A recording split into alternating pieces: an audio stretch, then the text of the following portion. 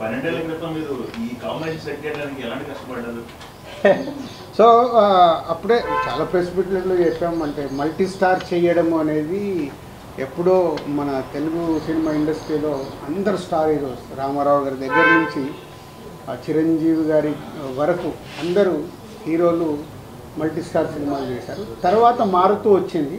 సడన్గా ఎందుకో శ్రీకాంత్ ఈ ఐడియా చెప్పినప్పుడు సో ఎలా చేద్దాం ఏంటి అని ఫస్ట్ వెంకటేష్ గారిని తర్వాత మహేష్ గారిని అప్రోచ్ అవుతే ఇద్దరు ఈజీగానే ఓకే అన్నారు, పెద్ద కష్టపడలేదు.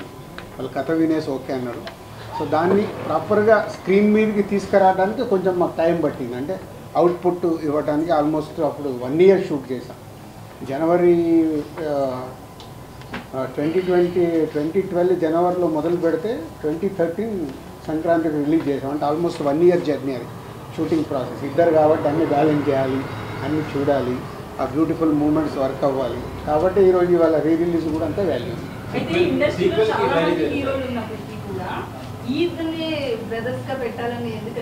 అట్లా ఇప్పుడు ఒక కథ అనుకున్నప్పుడు ఎవరు కరెక్ట్గా ఉంటారని అప్రోచ్ అవుతాము. వాళ్ళిద్దరు అప్రోచ్ అవ్వగానే ఇద్దరికి ఆ రోజుల్లో అట్లని కాదు. అంటే వెంకటేష్ గారికి సురేష్ బాబు బ్రదర్, మహేష్ బాబు గారికి రమేష్ బాబు గారు బ్రదర్. సో ఈ కథలో ఉన్నప్పుడు వాళ్ళు ఓన్ చేసుకుంటారు. అట్లాగే వాళ్ళిద్దరు ఈ సినిమా చేసేటప్పుడు చాలా టైం స్పెండ్ చేశారు. వెంకటేష్ గారు మహేష్ బాబు గారు డిన్నర్లో కలవడము, ఎలా జర్నీ చేద్దాము, స్క్రీన్ మీద ఎలా ఉండాలి, చాలా హోంవర్క్ చేసుకున్నారు వాళ్ళు. అందుకే అంత దగ్గరగా కనిపిస్తుంది, ఒక న్యాచురల్ ఫిలిం లాగా కనిపిస్తుంది.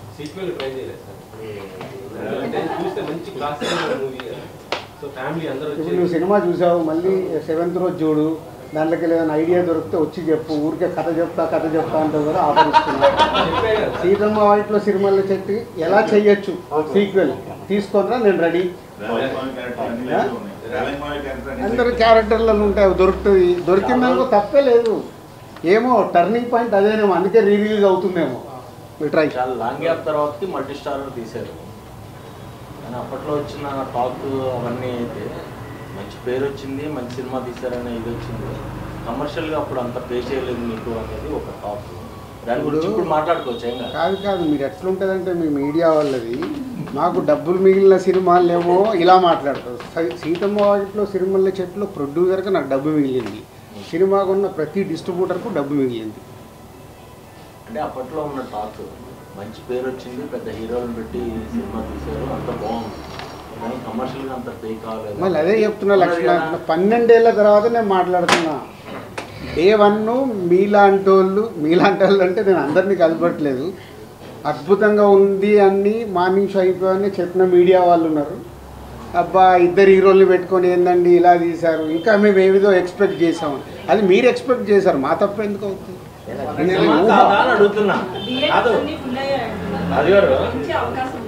అది ఒక్కొక్క థియేటర్ ఫుల్ అవుతున్నా కొద్దీ పెంచుతూ ఉన్నాయి. వాళ్ళ వెడ్నెస్డే కదా, ఫుల్ అయినా కొద్దీ అందరూ మెల్లిగా 10 స్క్రీన్స్కి వచ్చినాయి, అన్ని ఫుల్స్ అయ్యాయి. అంటే ఫ్యాన్స్తో పాటు ఫ్యామిలీ ఆడియన్స్ కూడా టికెట్స్ అడుగుతున్నారు. సో ఫ్యామిలీ ఆడియన్స్ అడుగుతున్నారంటే వాళ్ళు కూడా థియేటర్కి వెళ్ళి ఎంజాయ్ చేద్దాం. ఇంట్లో టీవీలో పెట్టుకోవచ్చు కదా, కానీ బిగ్ స్క్రీన్లో చూసే మ్యాజిక్, ఆడియన్స్తో పాటు ఫుల్ క్రౌడ్లో చూసే మ్యాజిక్ టీవీలలో మనం దీంట్లో చూస్తే రాదు. చాలా ఫుటేజ్ ఉంది కానీ ఏమీ యాడ్ చేయట్లేదు.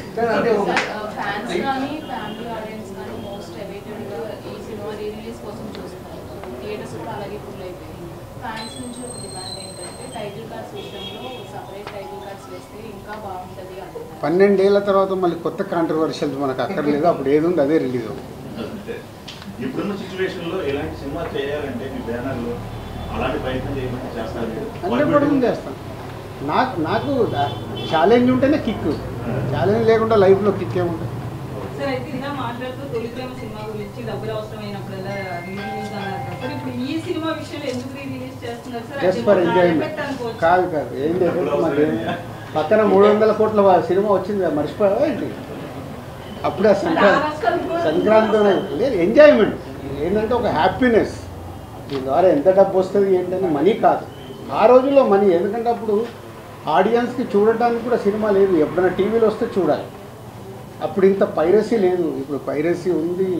ఓటీటీలో ఉంది, టీవీలో ఉంది, ఇవన్నీ దాటి కూడా థియేటర్కి వస్తున్నారంటే ఫర్ ఓన్లీ ఎంజాయ్మెంట్. మన బొమ్మరిల్లు రిలీజ్ అయ్యేప్పుడు నేను వెళ్ళా థియేటర్కి, ఫస్ట్ టైం చూసానండి రీ రిలీజ్. ఇక్కడ విజిల్స్ కొడుతున్నారు, పాట వస్తే లేచి డ్యాన్స్ చేస్తున్నారు, అంటే అలా 3 గంటలు ఎంజాయ్ చేద్దామని ఫిక్స్ అయిపోయి థియేటర్కి వస్తున్నారు రీ రిలీజ్ అంటే. మొన్న బాంబే వెళ్తే కూడా హిందీ సినిమా ఒకటి 45 crores గ్రాస్ కలెక్ట్ చేసింది మన రీ రిలీజ్లో. అంటే ఇదొక ట్రెండ్ స్టార్ట్ అయింది. ఈ రిలీజ్ ట్రెండ్ వల్ల ఆ వారం రిలీజ్ అయ్యే కొత్త సినిమాలకు ఇబ్బందికరంగా అనిపించలేదు. పైగా మేము కొంచెం అసలు డిస్ట్రిబ్యూటర్గా అంటే దానికి అంటే ఆ వారం కొన్ని చిన్న సినిమాలు రావచ్చు, సార్ వాళ్ళకి ఇలాంటి సినిమాలు రిలీజ్ చేయడం వల్ల కొంచెం అట్లా కాదు, సార్ అయితే దానికి కంటిన్యూ వచ్చింది. ప్రేక్షకులు ఒక్కరి రెండు వస్తున్నాయి, మీరు దానికి తొక్కేస్తున్నారు అనుకోవచ్చా? నీకు కావాల్సింది అదిగా హెడ్లైన్. ఇప్పుడు